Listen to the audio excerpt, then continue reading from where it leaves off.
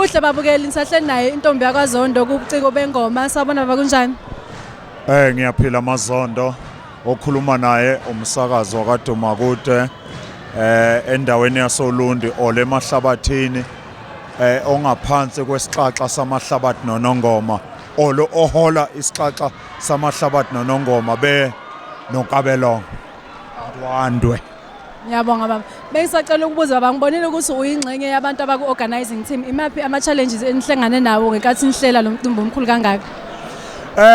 Siswami Mazondo ama-challenges ahlala enzeka noma ikuphi. Noma ungaya ebholeni noma ungaya kurugby inkinga zihlala zikhona kodwa engisingafisi ukuthi mhlambe inkinga entweni enhle kangaka eyenziwe umntwana wakwaMabaso kube nenkinga ekhona futhi engikufisayo okade ekhona engahambi nesithombe sokuthi khona isithombe esinye esenzakele mhlambe esibi akukho kwenzakele mina ngeside lami ngoba mina ngiseduza insizwa ngiyazazi kwenzakala noma yini ensizweni mina ngiclean for la insizwa ngiyabonga insizwa ngoba namhlanje kwenza ama overtime ngoba kuyi Saturday kodwa insizwa zinikelile zeze emcimbini kaMlungisi Mabaso namhlanje. Ngiyabonga kakhulu baba. Bengicela ukubuza ukuthi ngokubona kwakho as umuntu obe yingxenye organizing team lo mcimbi ube impumelelo was the success ngendlela ebenuhlele ngayo. Ngisho umthakathi manje ukuthi khona umuntu ade ugayile akabuyele enyangeni yakhe yowulahla.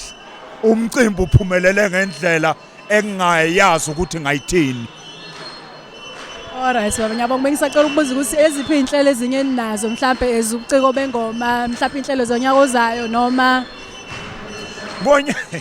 weMazon ngonyaka ozayo ngoba de kusokuqala lokho njengoba mhlambe kube khona lapho kube khona nokhona njoba ngonyaka ozayo induna de zikhona ondunankulu ubuthelezi kukhona amakhosi asoLundi ola akwaZulu Natal ngasho kanjalo aqinisekisile lokho ukuthi ngonyaka ozayo kuzophinde kube kanje.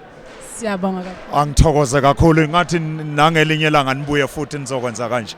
Siyabonga baba. Ngibonge kakhulu ngithokoze. Alibonge igama lenkosi. Amen.